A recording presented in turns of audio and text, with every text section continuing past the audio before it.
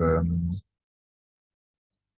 but yeah, before you start going to the market, before you start pushing your product to people, we help you sort of like test out your core. But before the end of today's session, someone is going to tell you do like a full demo. Our CEO is here. He's going to do a full demo on the lab. He's going to show you, maybe not show you everything because showing you everything is going to take a lot of time. He's going to show you, tell you about everything, how it works, and how you can be part of what we are doing. But today we are going to talk about something about the data ideas. If you know. So Anjuko Nanya is here to take us on that, and I believe this is going to be a very interesting session. But once again, I want to remind us to share this thing with our friends and our fellow founders. If you belong to a founders community, please do well to share it with them because this will be a very important session for them.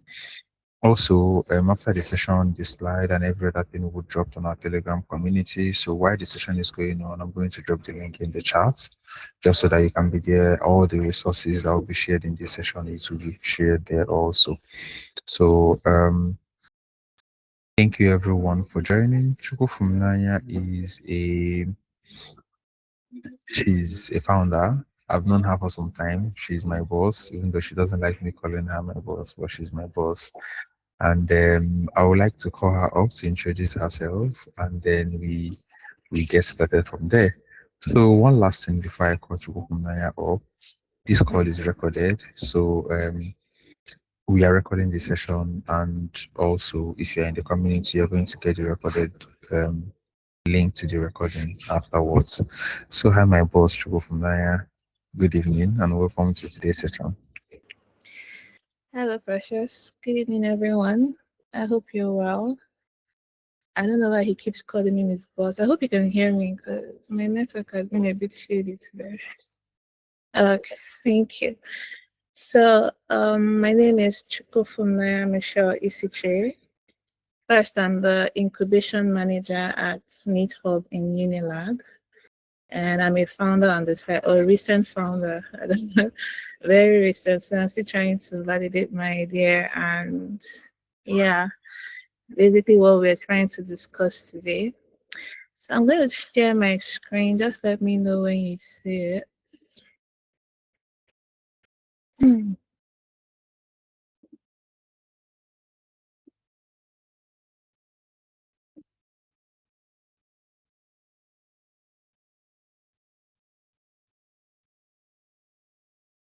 So Precious, can you confirm if you can see it? Because I've left the chat Yeah. twice. Yes. We can see it. Okay. Yeah. Okay. So our topic today is how to validate your idea before you build, how to stop wasting months building products nobody wants. So this is a very critical topic because, okay, so I'm going to be using a lot of examples from my job because this is literally what I do at NickHub. I work with a few startups, and whenever we meet them for the first time, most of the questions we ask are around if they've already validated the idea, because we don't want to help you for a period of time, and by the end of 3 months or so, you're unable to have anything because you've not even found out if people like your idea or if there's a market for this idea. So if I were to ask everyone here, like how many of you have, I believe that people here are either early stage founders or people that have an idea that they want to build. Correct me if I'm wrong. Let me quickly. So my first question, how many of you have ideas here or you're founders here? Okay, Fini, thank you. And how many have spoken to your potential customers, at least 20? Fini, is it 20 people that you spoke to? Oh, Peter, yeah. Precious, no. Oh, okay. I know speaking to clients or customers can be hard. So this is where our problem is, or where I feel our problem are as founders. When you want to build something, it's not that majority of people I see, they think that because they are the only ones facing the problem, once they find the solution to that problem, the solution will sell. We need to find people that are actually going through the same problem as you are going through, right? So The first thing you see on my left, so you see the typical way of building or what they would teach you in product management, those that have product management backgrounds here. You have an idea, you prototype, you MVP, you validate, then you have customers, right? But what most founders that I see do is they have this idea, then they build everything. Like we have what we call pitch sessions at NeetHub. So people come to pitch once in a while. And when they pitch, I can tell from the pitching those that have validated and those that have not. Their UI will be so perfect. They have like 10 features. But when I ask them that who are you building it for, they are unable to give you any clear answer. They're like, yeah, I had the idea, or me, I was facing the problem. Everything is me, me, me, me, me. As a founder, you can't be selfish. That's the word. People need to have the same problem you're having. So most founders have the idea, they build, they launch, and they wonder why their product gets nowhere. But the actual thing that I always advise is validate at every step. These customers you are trying to solve for are the people that will make you succeed. You need to understand them in and out. You need to understand all the problems they are facing that relates to your solution and try to find out how to solve it. So if you have an idea, you validate first, you talk to people, you exchange conversations, then you prototype it, then you validate again. Okay, this is what I've prototyped based on the conversations we have.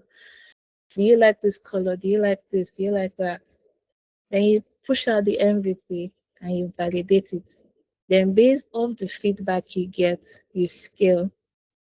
So founders fail not because they can't build, but majorly because they build too early. So you build before you've spoken to people. You build before you've done your research. You build because it's just you facing the problem. You've not confirmed if there's actually a market for what you're trying to build.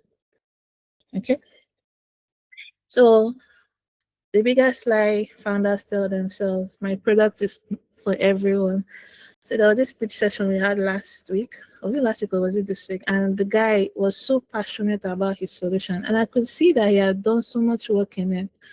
But when we tried to dissect it and explain to him that the first person I asked him was that, okay, who are your competitors? And he was like, no, this is the first product. This is the first of its kind in Nigeria. And I was like, that's not possible. Because I'm sure if I search Google, I'll see like 3 or 4.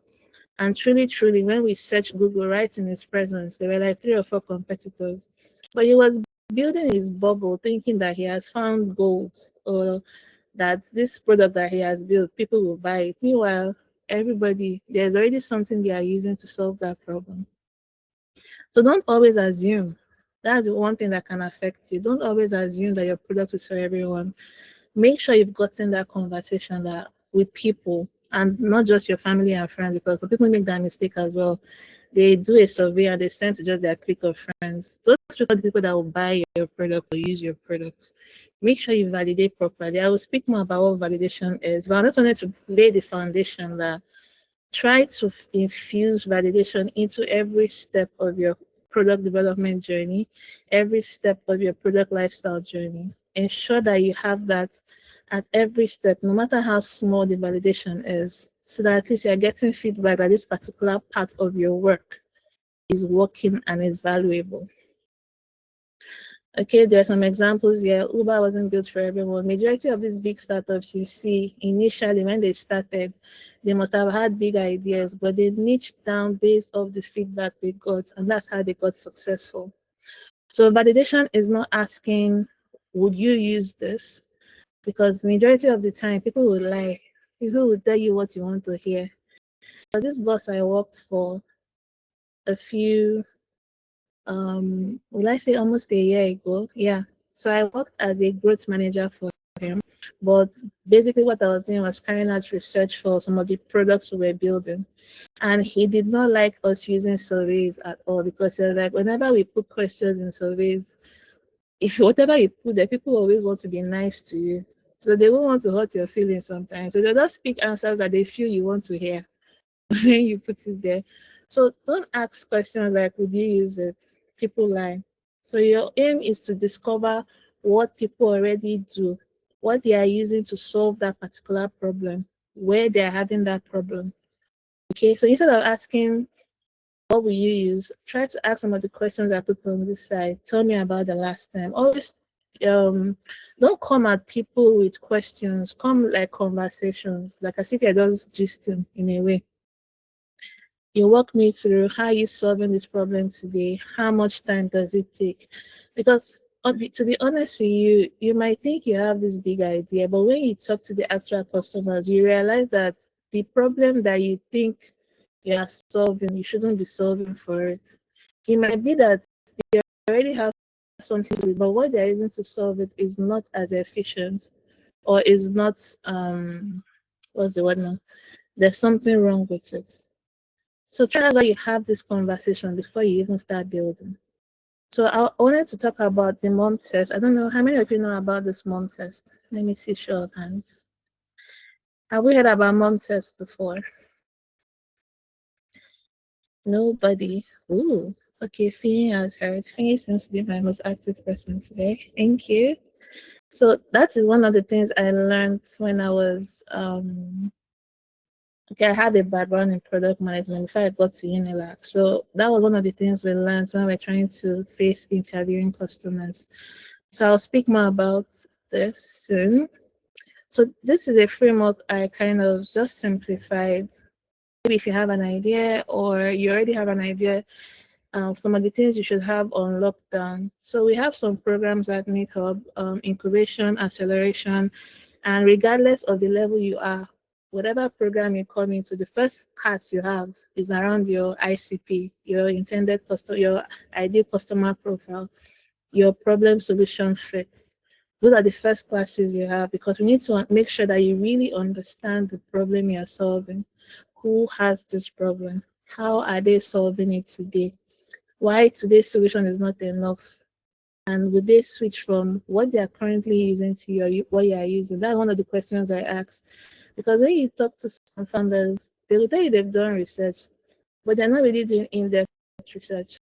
Because you've checked on Google and nobody seems to be doing, nobody seems to be using your product, doesn't mean that they are not currently using something to solve that product. It might be manual, it might be Excel. There was a problem we're trying to solve in that particular company of last year. We're trying to build a logistic operations app to help logistic firms be more efficient with their operations. When we searched online, we didn't see anybody building that. But when we spoke to these customers, majority of them were fine with their paper and biro.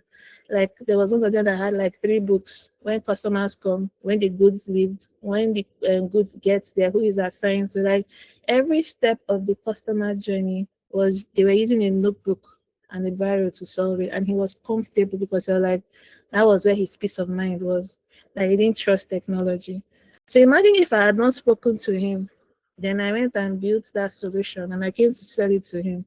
It will not be one of your customers that would buy for long. So always have those things in your back. Always try to validate before you start building and stuff. So let's talk about the product. An example with my own product. And my product is called Gig Secure.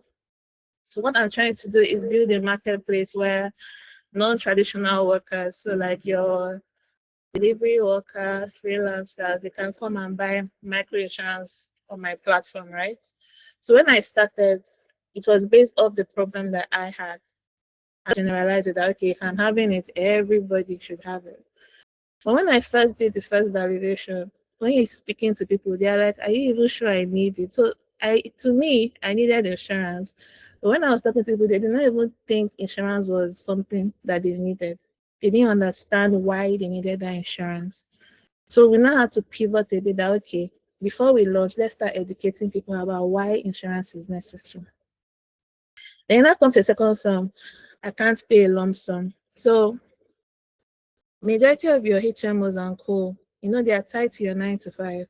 So your consistent salary is what is sorting that out. But as a freelancer, as a gig worker, your salaries are not as consistent. So that was the second problem. That's why we now said, okay, instead of having lump sum, let's try and see if we can get micro-based insurance or more affordable insurance tailored to their needs. So these are the conversations I had because I was iterating based off the feedback I got from people. So that is how you think it through. I know some people that came into some of my programs at NeedHub with an idea, but by the end of 3-4 months, they had changed or they had pivoted, because by the time they really did the work they were supposed to do, they realized that this problem they are solving is not going to get them anywhere, because that is not the problem they are supposed to be solving. Okay, I hope I've not confused anyone, that we're still here and we are thinking it through with any ideas we have how to solve it and all. So the Mom Test. The Mom Test is a very good book. If you haven't read it, I would advise you read it, because it's something that changed how I approach interviews. So the problem, like I said before, people want to be nice.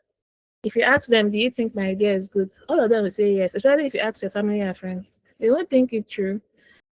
That doesn't mean they will even use it. So the Mom Test is literally you asking people, don't ask people what they think they will do. Ask them what they've already done. So try, and that's why you're having conversations. Ask them how they usually solve the problem. And when they are talking, always be a good listener. Try to see some of the parts from the conversation, some of the parts that they are struggling with. That is how you know where you are going to come in with your solution.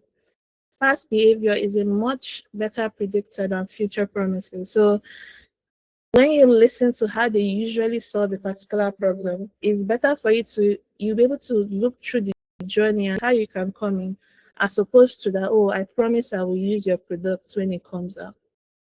So there are 3 major rules of the test. The first one is talk to them about their life, not your idea. Don't start to use my app. Tell me about the last time you experienced this problem. Like if you've been watching my flow, that's what I've been trying to say. Second one is ask about specific past experiences instead of asking, would you pay for it?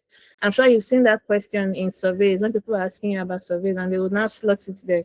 Would you pay for it? If you want to pay, what's the range? But ask more questions like, how are you solving this? What happened the last time? Then listen more than you talk. Remember, I said when you're having the conversation, make sure you're paying attention so that you can pinpoint from the conversation where the bottlenecks are or where the challenges are. Even the person that is giving you that conversation might not even know that that's a problem for them, because they've gotten so used to it, they think it's normal. But you can see it as an opportunity for you to improve, to better, to make it easier for them. So a great customer interview feels more like a conversation and not a sales pitch. And I know this is hard, because majority of the validation we do, especially in this part of the country, is surveys. We like creating surveys because it's the fastest thing, and we share it. So it's hard for us to get that conversation. But there are plenty places where you can meet people to continue the conversation. You can use surveys for like first level check. One thing I used to do when I was working was that I would send out a survey, but at the end I'll ask, can I continue this conversation with you? If so, please put like a WhatsApp number. Since I've gotten your consent, then I cannot follow up with a call or a Google conversation to like explore your problems more. So you can sneak that into your survey so I can have in-depth conversations if survey is something you use all the time. So simple interview structure. So I like breaking it down a little bit more. So when you are talking, so these are some of the questions you would ask, because sometimes when you want to have this conversation, especially if it's not something you are used to, it can seem like such a tall hill to climb. I had that problem when I first started, because survey was my bay. It was something I loved using because it was a lot easier for me. But when I really got into it, it's true when you say your bias kind of leaks into the question sometimes. Sometimes you're asking leading questions. Would you buy? Would you this? You're not trying to really identify or understand the problem that you're trying to solve for. So just simple structures, learn about the person, explore the problem, understand current behaviors. This is very key, because that is where that is where you identify the bottlenecks or the challenges that they might be facing. Then measure the pain. How much money? Now you see from this kind of question, how much money does it cost? You can now range in your mind that, okay, if 20,000 is too much for this person, maybe I should bring down the price to 10,000 for my own. If it takes 5 minutes for this person to solve it, maybe if I can use mine 2 minutes, it will work. So when you think like this, you are really solving for the person, because you're not solving for yourself anymore. You've gone around and you've understood that people are actually experiencing this problem, and they're experiencing it in these areas. And if I launch my solution, for instance, I'm going to be able to solve it, right?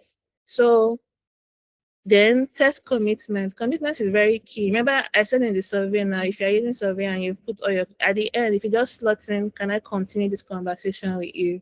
You're not just ending it with that person. So when you're talking to them, try and get their buy-in that, okay, when I launch, can I contact you?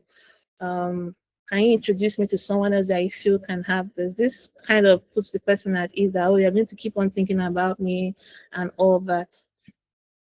So I gave some practical examples here on ways you can validate without building, because I understand that majority of the time we feel that if we don't put out our products in the market, someone is going to steal the idea and build for it.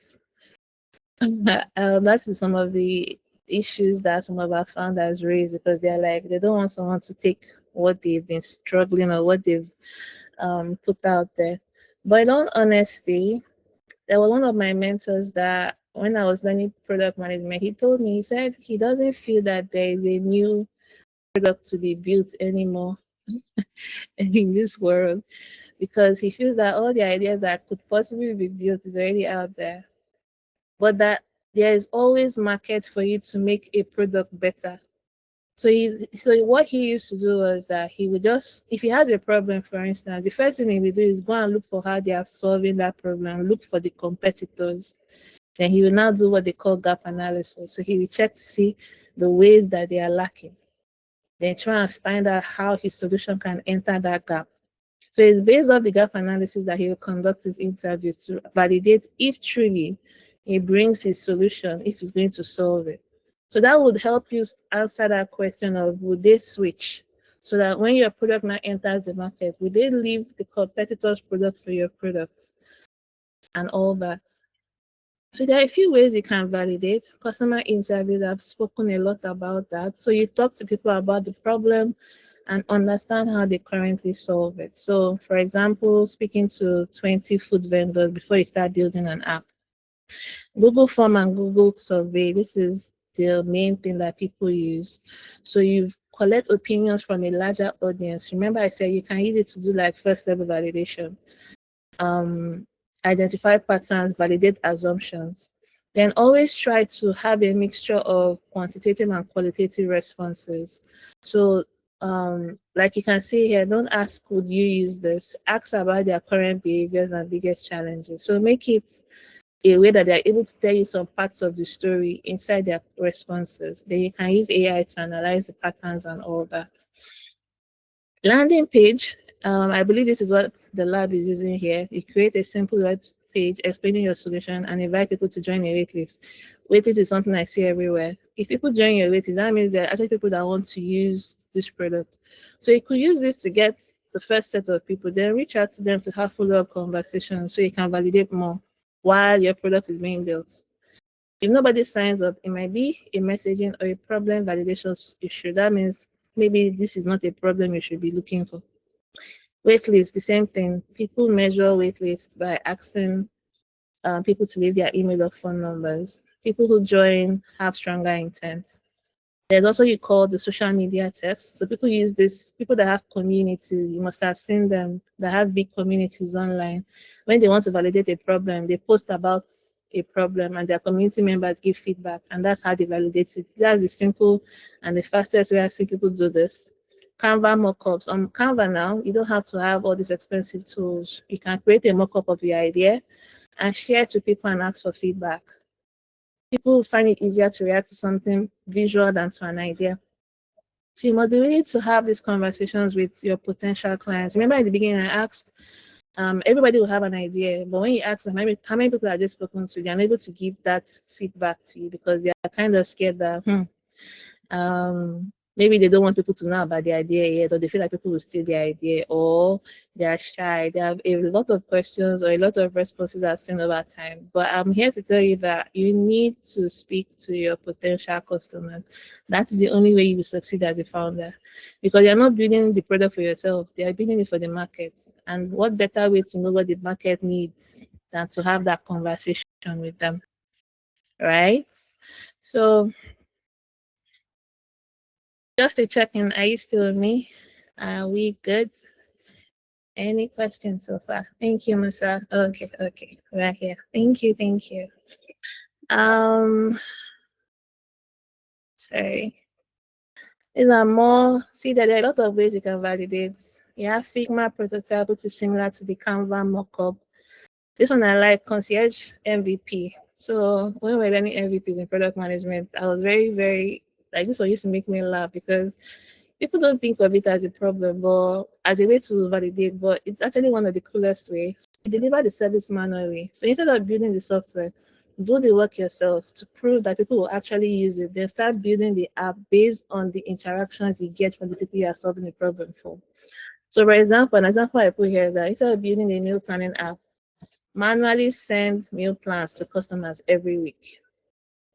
So if you notice on online now, all these your influencers and their communities, they start with something small. Like I don't know if who is in Fin Tribe here, Fin Tribe women. But they've been around since 2020, I think. They've been building their community. Then they, based off the feedback they get, they introduce something new. And this year, 6 years after, they are launching their own app. And you can't tell me that people are not going to use that app because right now the community is over 30,000 people. They've been doing things manually, but now they want to automate it on the app. Clean and easy. WhatsApp MVP, same thing with, if you don't want to do manual, you can use your WhatsApp to provide your services. Fake dot test, you advertise or display a feature before it's built, then measure how people try to use it. The amount of people that click try now, that means you validated. Pre-orders, people do this. This is one of the best ways. If people pre-order, that means they actually pay for a service before you render it. Just know that you have made it as a founder. As far as I'm concerned, nothing validates demand better than someone willing to pay money. Then manual service, which is similar to concierge. Try and do a manual aspect of it and measure how it's used before you invest in technology. So all I've been singing is traction is validation. So whenever you go to like a pitch and they keep asking you, have you validated? What traction do you have? They want to understand if people in the market actually want to use this product. That's the only way you can get product market fit when you launch, right? So validation is not likes, followers, or comments. Don't let social media fool you. Don't let your family and friends fool you. Validation is people paying, people returning, people referring, people complaining because you remove something. I know a lot of people when they're using WhatsApp and they add a new feature, they're like, what is this one again? Because they are using that app. They are using it because and to the extent that they notice when things change. That means your product is fantastic. There's another book you can read. It's called Habits. Oh, what's the name? Is it Habit Forming Products? I've forgotten the name. What the whole thing is about is that you build products that align with people's habits. So like some people now, when they wake up, the first thing they do is they open their phone, they open Instagram, they do all that. Phone sales will definitely not reduce because people always need phones. Instagram cannot go down because people are always on Instagram. Like that, try to build habit forming products. I know it's not all products that are that, but those are the kind of things you put in your mind when you're trying to validate. When do you build? When you have evidence, right? So when somebody tells you, your idea is a great one, that is not when you should build though. Yes, that might be first level validation, but try and get the evidence. Try and get the evidence of people that are on your wait list, for instance, or people that have signed up for pre-orders, or people that are using your manual service as well. I know someone that used Excel to do a first part of his product to test it out first before she now started building the app. It was a lady in Unilag. She was building a solution for student vendors. to find customers. So the first initial phase of the product was a WhatsApp group and an Excel file. So people that vendors were going to be on the Excel, that's how she validated. And people that then in the WhatsApp group, she would post what they want to sell there. And it was working fine. Then she got into our program, launched a website, launched an app, not an app, but a web app. So people can actually do exactly what they are doing, but on the internet. She already had validation. That means there's a market for it. So always have evidence before you start building. So I've spoken about a few mistakes that founders make. So building before talking, like I said, a lot of the problems founders have is they start building before they even talk to their first customers. Talking to friends, this is one thing that everybody's what's the word? They fall into this trap. I have fallen into this trap before because Big Secure is not the only product I've tried to build. Especially if you're in product management, a lot of capstones and stuff. You think your idea is great because your friends have filled your survey or your family members have filled your survey, right? Asking leading questions. This is where the mom test comes in. Ask questions like it's your mom that is asking. Your mom will not just ask you directly. Sometimes when you've messed up, she will want to understand it from one side. So she will be asking you questions around the problem to try and solve it. Don't ask leading questions because your bias comes into that conversation. You're trying to force people your solution as opposed to understand the problems they have so you can build a solution around that. Building every feature. Okay, this is something that um, a lot of people don't understand because when you want to build all the features of your app, it's going to take forever. It's going to take a lot of resources. It's going to take a lot of time. And all the features you think your app needs might not be what your people need. So that's why they always stress MVP.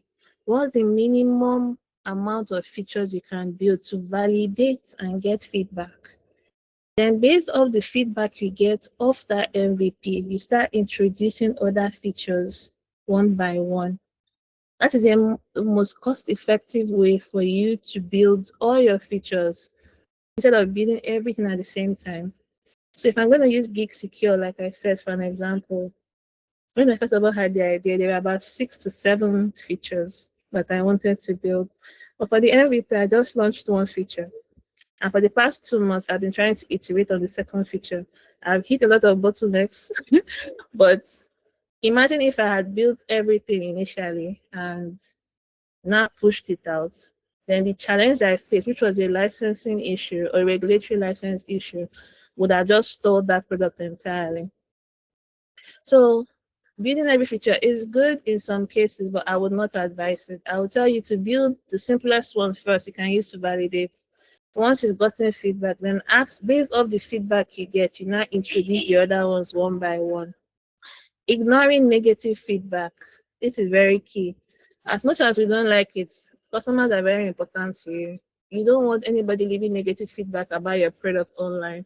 So if you see anyone, make sure you thoroughly investigate and be sure that it's actually not a problem and attack it head on because negative, if you see the news, anything that is negative always flies faster than the positive ones. Confusing compliments with demands. You know, I told you. Then they tell you, this your idea is good, or this your UI is fine. It's not what to pay the bills. It's not what to make you scale. Always have evidence before you start building. Then falling in love with the solution. This was what I told you about the pitch session I had about the guy that just felt like his solution was all it. Like he was the only one in Nigeria because he had not done appropriate research.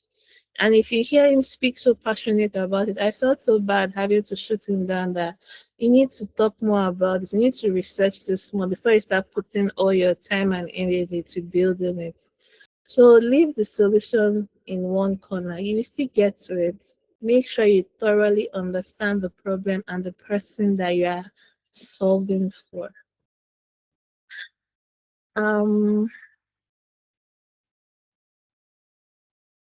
So this is just a toolkit. I think I've come to the end. I know that validating cost effectively or the cheapest way to validate is to use tools that don't have like a huge price tag. So these are a lot of the things you can use: Google Form, Notion, Figma, Canva. The AI tools are there. You have a lot of them now that you can use to build a simple landing page to do.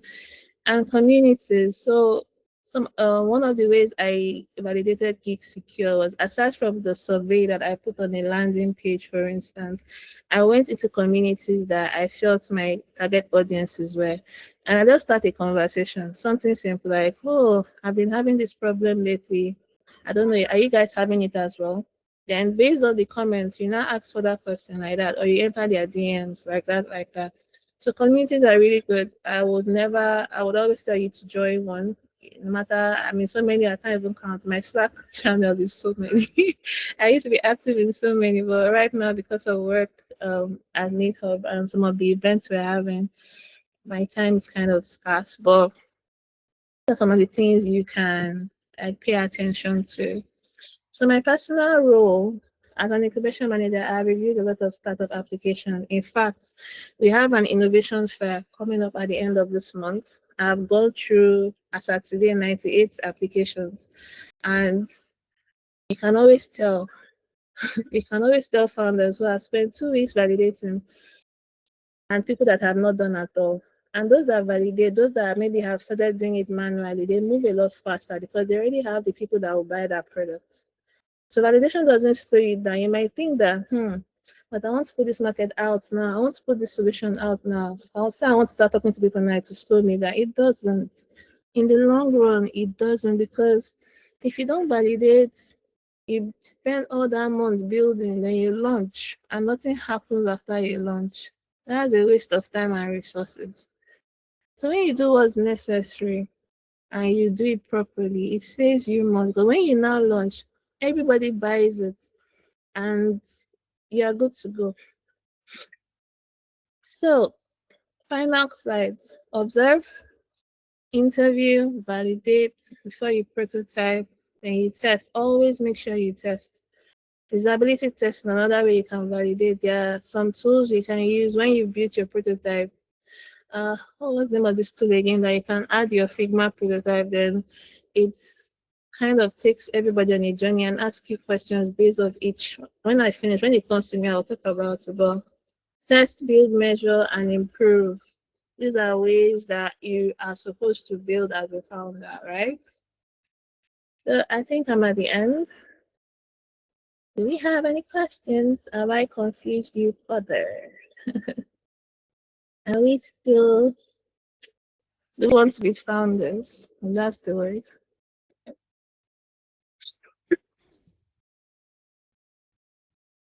Thank you, thank you, thank you. Are we still good? Rashad, I don't think you have any questions. I think I've confused them better. Yeah. No, guys, can we like put it up, give it up for Choco from Naria, because this is a very, very valuable. So if you're here and you can hear me, please, can you drop like the clapping emoji for her? Please. It's not easy to see her. Like I said, guys, she's my boss, and I'm it's not not your easy. boss. It's I'm not not. easy to get her to come here and then talk to us about these things. And then it's also very important me to have learned the mom test, because now I'm going to always imagine. My mother asks a lot of questions, so I'm going to start asking myself questions just Yeah. like she does, right? And then I believe that this is really like going to help us to be able to validate our ideas. So I'll be calling on Kebo to do like a small demo just to show you guys how you can quickly validate your ideas in the lab. But before we get to that, does anybody here have any question about validating their ideas?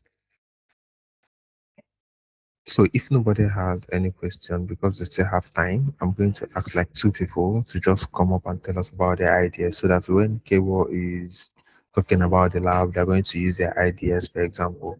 So does anyone want to volunteer to talk about their ideas and get K explain how they can be able to validate it using the lab? Anybody wants to do that? Hi, Musa. Hi, Musa. Do you want to meet your mic and tell us about your idea? Just introduce yourself and tell us about your idea. Yeah, go on. Okay, good afternoon, everyone. My name is Musa Iman Yahaya, and I am a two-time founder. So I kind of saw this Luma event earlier today, and I felt like it was very interesting. So I had to make sure to join the session.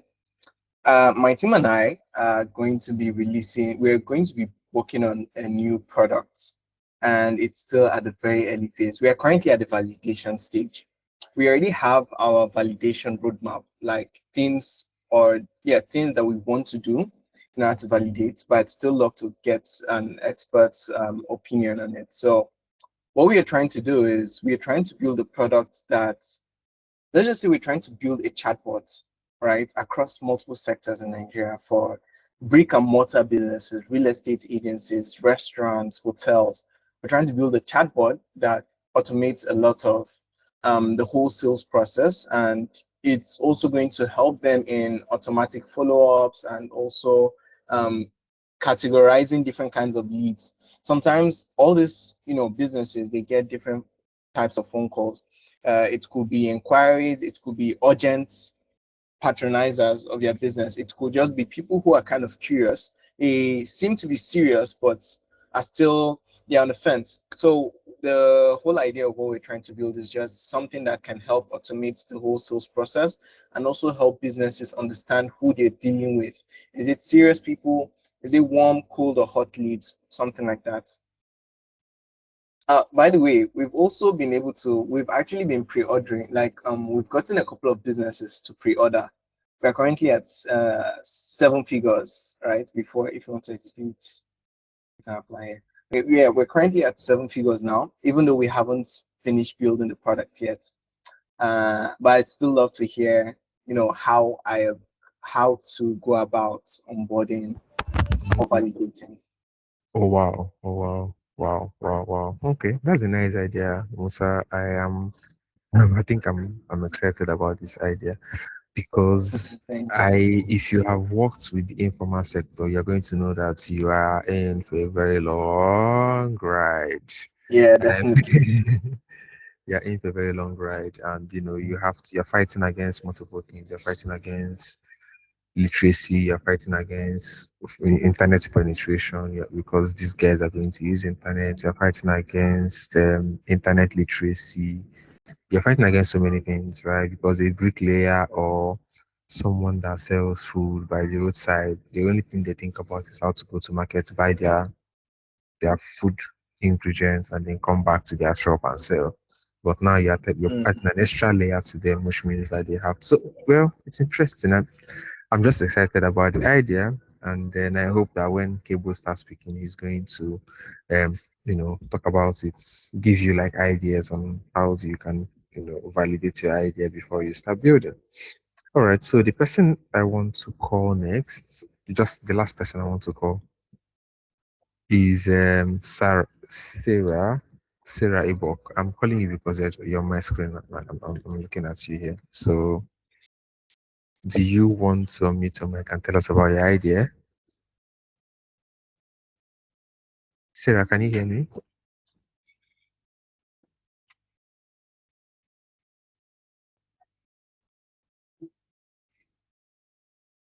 I'm guessing Sarah cannot hear me. Does any other person want to talk about their idea?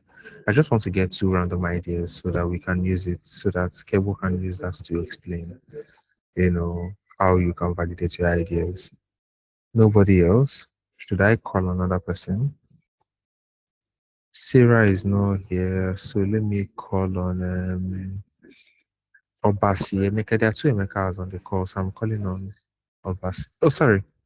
Fiyin was the most active person today during this session. So, Fiyin, do you want to talk about your idea?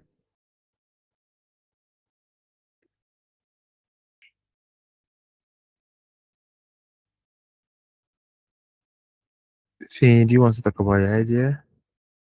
Fiyin Elubanwo. Okay, Fiyin is not speaking. All right, maybe you go with one person. I think one idea should be okay, all right? So, Hi, keyboard. The mic is yours. Can you guys hear me? Am Yeah. Hello, good afternoon. Good afternoon. Good Hello, afternoon, good afternoon. Obasemeka. Yeah, Yeah. confirm you can hear me. Okay, so my idea is it's like a ticketing platform, like an event management platform, where tickets are hosted and like end-to-end events are managed from one platform.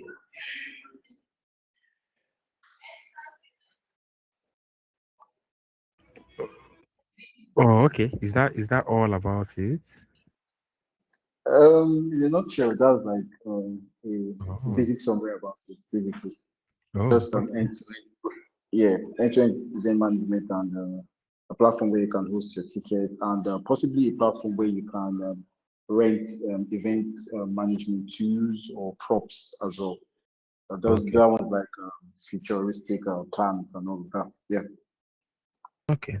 Okay. Oh, that's a very interesting idea. That's a very interesting idea because I was talking to a friend who wants to build something like this recently, and I'm like, oh, mm, alpha. He was telling me about it. He had like a design and everything ready, and I was like, okay, no problem. Let's see how you can. Let's see what happens, right? So, yeah, this is a very interesting idea. I also spoke to another friend who wants to invest, who was looking for somewhere to put money, and I told him about this idea, and he told me that it's an interesting one because he had already invested in something like that. So he passed on my guy who was thinking of building it. So, but I think I like the idea. Me also, I have my own version of this thing that you want to build in my head. I don't think I am going to build it, obviously. So you can take some of my ideas. Maybe you can chat me later. I'll tell you the ideas that I have around it. But yeah, really, I think ticketing is a very interesting thing. I've had the dream to build a ticketing platform since like from way back. All right. So thank you, Basemeka, for that. So Kewo, I think you are up. You can go on and tell Obasi and Musa who have volunteered their ideas how they can be able to validate their idea.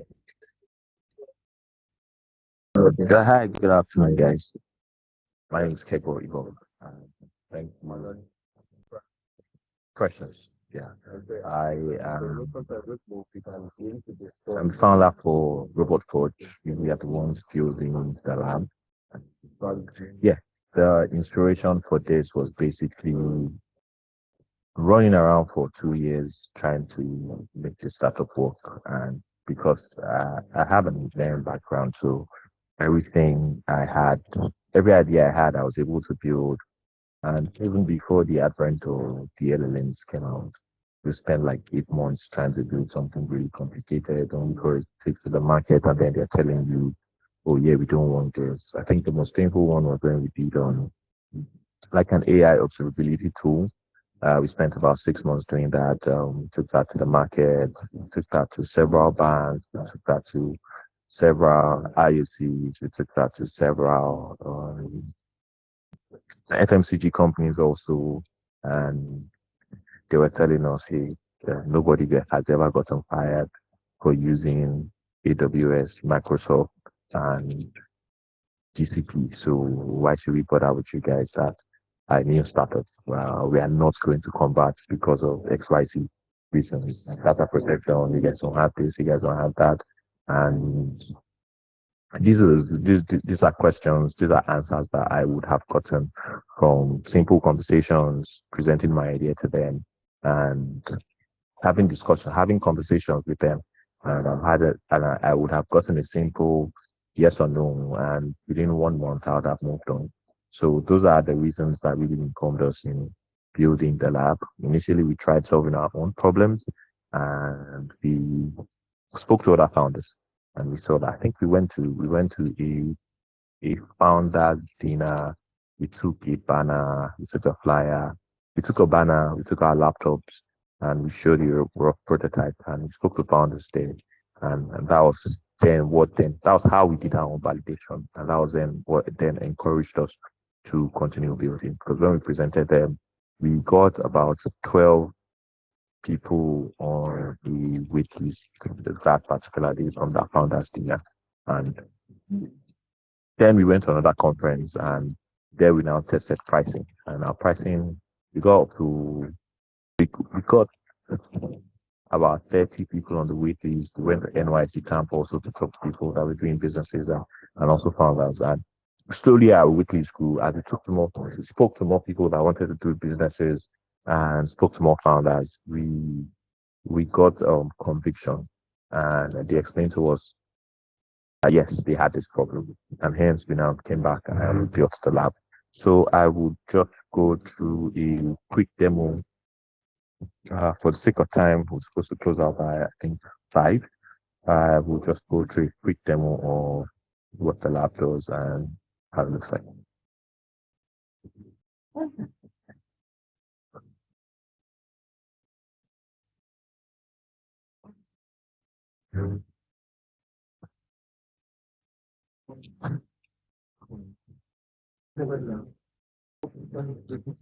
All right, so this is the lab.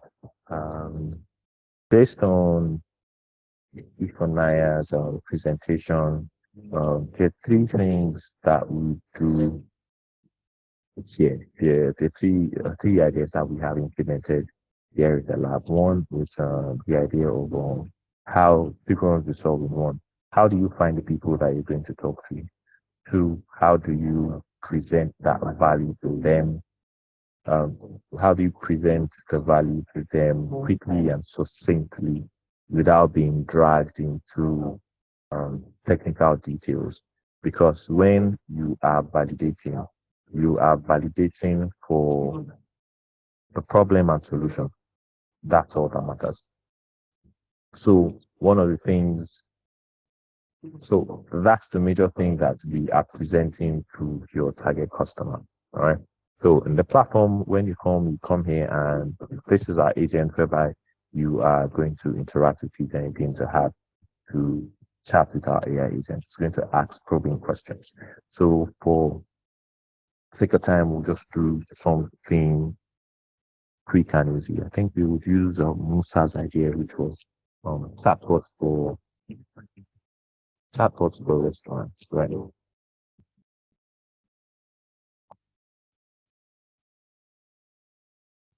And the question is asking is, tell me what you're building and who you think needs it. The chatbot for restaurants.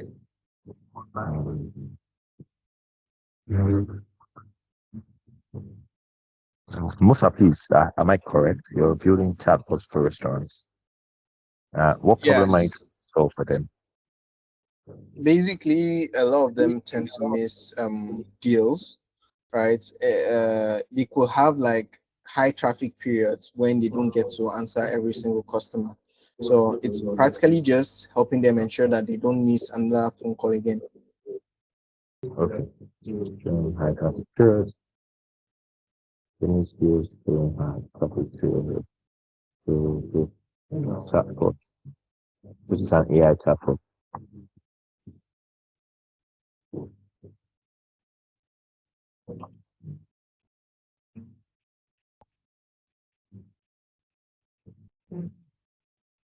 To offers and components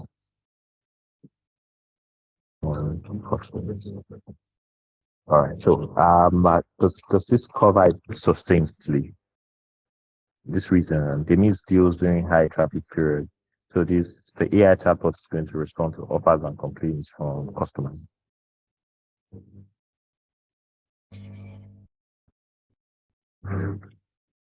All right. So we will then tell them.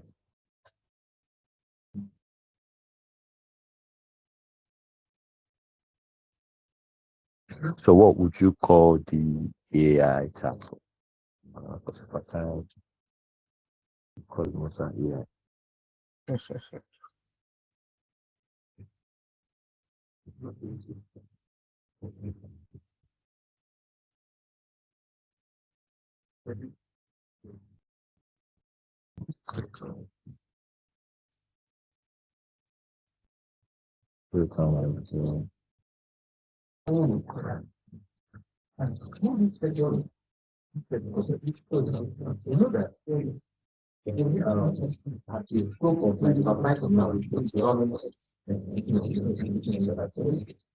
So who within the so now who is the user of um, Musa AI within the restaurant? So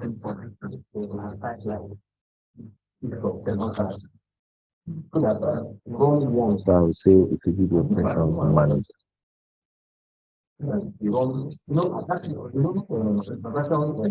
Yeah, that's all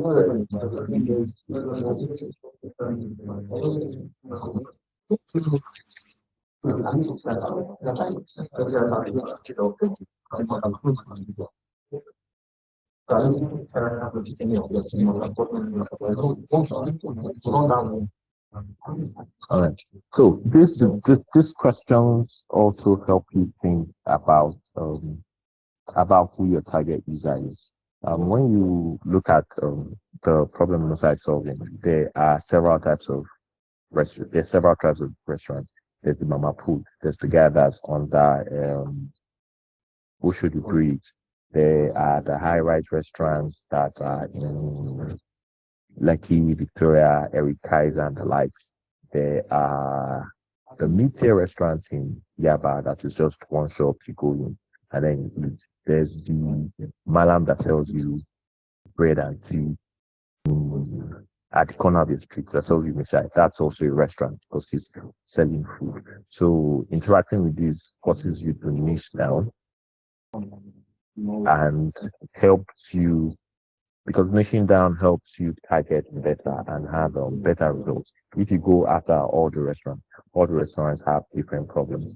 All the rest, I'm not sure if a Mishai stand would be interested in Musa AI, but something like Rikaita might be interested in Musa AI. But then again, you have to ask yourself, does Kaiser take deliveries or it's only working service? So I will postulate that for Musa AI to be effective, we will be looking at a restaurant like that sells amala, that takes deliveries, because they are usually high traffic restaurants.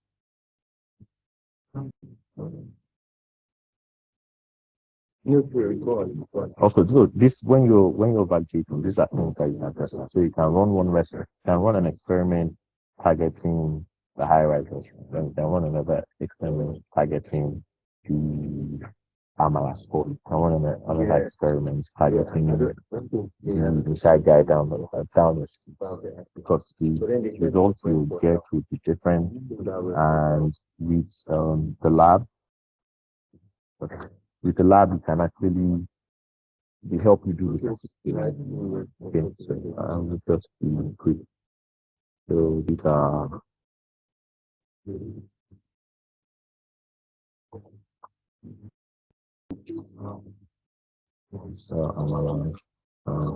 the cup cuisine.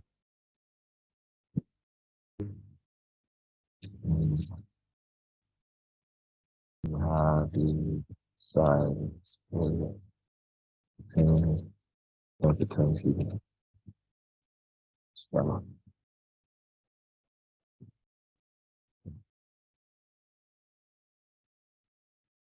present.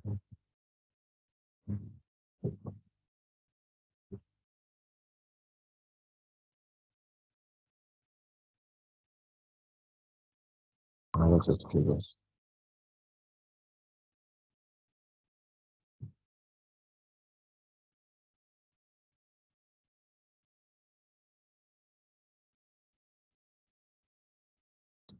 So I think it's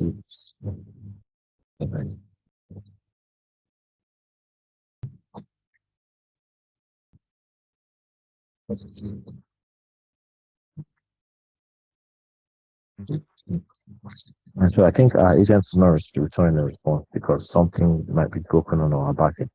Right, but I would show you an experiment that we have run and the results that we have gotten. So basically, you interact with this, we ask questions, and if we go to Let's look at this Go Fetch. So this is an experiment that we ran for deliveries, and this is the assets that we generated. So once you have interacted with the AI agent, what we would do is we would generate a GTM model for you, which is what you're seeing here: your hypothesis, your ideal customer profile, success criteria. And if you click down here, this is the GTM profile that we create for you. And from the GTM profile, we then create copies for a landing page. And I'll open this landing page. So this is one way you can actually validate. So this is the landing page, and then we then distribute this landing page to your target market.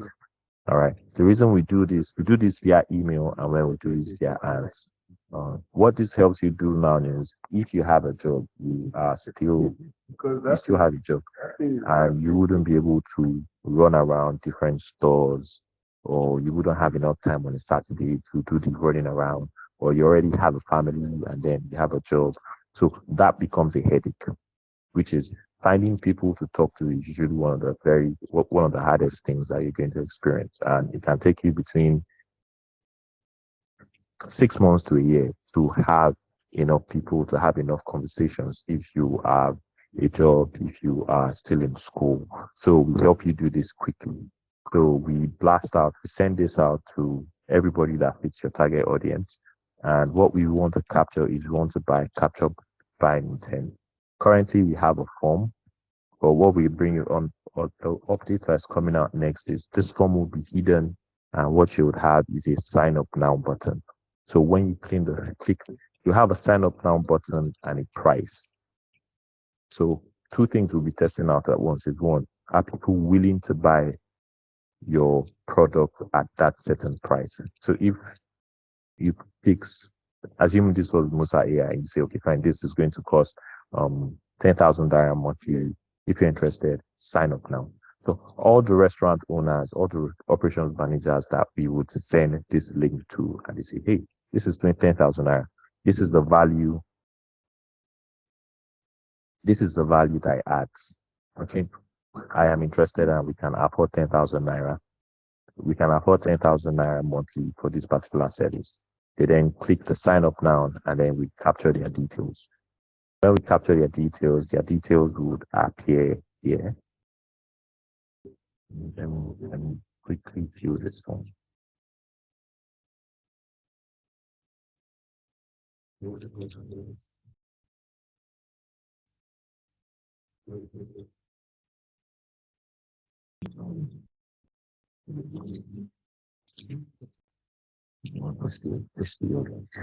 there is, when they click, their details will be captured here, and it would appear here as the list of leads. Now you would then have, so these are the people that we've discovered that fit your ICP. These are the emails we've gotten, and then we then send out the emails to them. And what you see here will be a list of people that have shown buying intent. Buying intent is the most powerful validation signal you can get, because you've done two things. You've presented them with the offer, and then you presented them with the price, and they have agreed that yes, this particular offer makes sense to me, and the pricing is something I can afford. And they would provide you with their details by filling in the form, and you would have their details here. And then you then have a list of people that you can ask follow-on questions. You can call them and ask questions about details, find out more about the problem, and have all the you have proper interviews with them. And when your product launches, when you build your first MVP, you already have a list of waiting customers for you, because one, they clicked buying intent, so they probably have a budget, or they mentally set money aside for this particular solution. If you don't get any response, if nobody's interacting, nobody's giving you buying signals, but you've done the outreach, you've sent out the messages, and you get nothing, then you might have to try something different. Try a new ICP, or try a new pricing point, and then we go over the whole process with you again. So what we do for you, we make it easy for you to validate, so you wouldn't have You wouldn't be running around the streets. You wouldn't be. It makes the process a lot more seamless. And the people that we get to you would most likely be your very first set of customers, and the people that you can then have full-on questions and properly interview and ask all the clarifying questions that you need. So we have our weekly stuff. This would be, we're currently running a pilot with NetHub. And we have a wait list for people who are not in NetHub. So you would be receiving invites from next week to come in and use the product. It's not free. We currently have an early bird price of about 20,000 naira. And with 20,000 naira, you'll be able to run 3 experiments.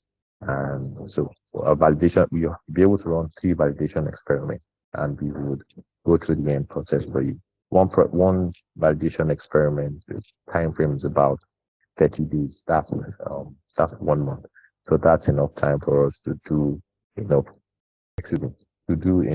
outreach. And if there is a delay in people responding to the emails that we send out, we give them enough time to respond. So this is the lab in the nutshell. Any questions?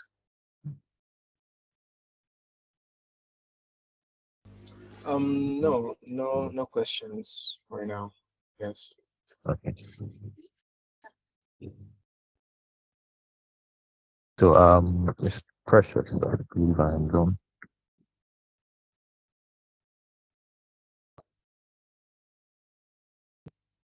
Alright, guys. So yeah, thank you very much. Thank you very much, Kay, for that wonderful presentation. Yeah. So just so that we don't take, I think we are 10 minutes past time. Just so that we don't take a lot of body's time. So I just want to thank you all for coming up for today's session. If you have any question for Kay, I dropped the link to the Telegram community in the chat. I'm going to drop it again now. So in case you have questions, you want to try the lab, you want to ask for discounts, please don't ask me for discounts. Our CEO just DM, or you can ask him on Telegram. You have anything you want to say, you want to see other people's results, you want to meet other founders who are also validating their ideas, try to join the community. You're going to get a lot more information there, some other things that you can also, topics. We send out newsletters also with interesting conversations.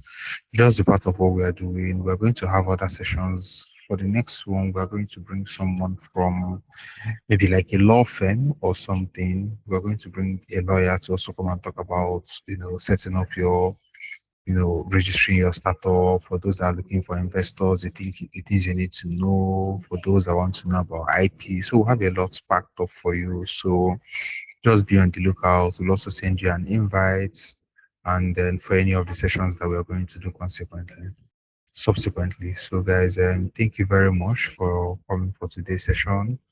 And yeah, so Chuko from Nanya's slide will also be sent on Telegram. So if you want that slide, you get it on Telegram. So thank you everyone for joining the session, and then enjoy the rest of your day.